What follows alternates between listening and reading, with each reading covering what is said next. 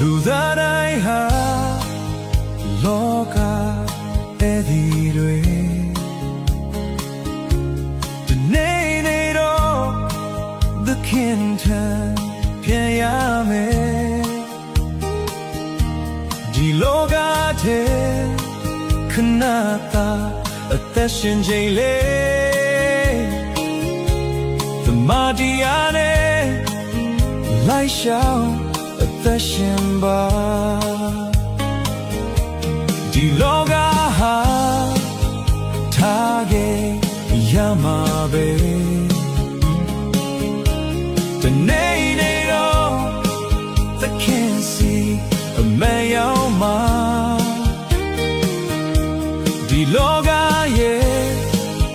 စီစိမ်၍မမက်မော်ပါနဲ့နိုင်ငံတော်လေးဖြောင်းမှချင်းရင်ရှာပါဖဖူရာကငါတို့တွေဆူလဲများစွာ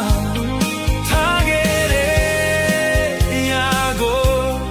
မျောလင်းပြီးချီးမွမ်းကြပါစို့ဒီနေ့နေ့မှာအဖအိမ်တော်ရောက်တဲ့ချိန်ထာဝရဝမ်းမြောက်မဆုံးနိုင်ပါ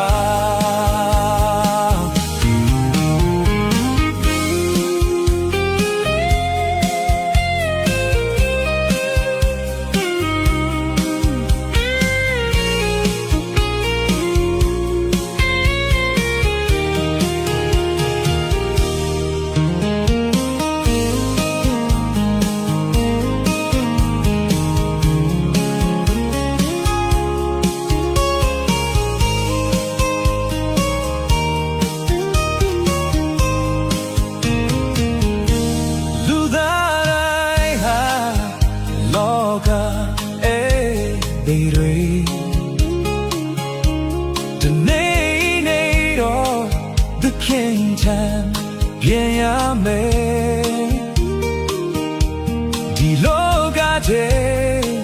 ခဏသာအသက်ရှင်ချိန်လေးသမတရားနဲ့လိုက်ရှောင်အသက်ရှင်ပါဒီလောကဟာထားခဲ့ရမှာပဲဒီနေ့နေ့တော့သခင်စီအမတ်ရောက်မှာ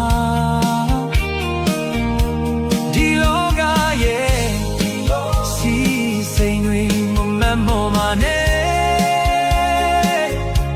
နိုင်ငံတော်နဲ့ဖြောင်းမဲ့ခြင်းရင်ရှာပါ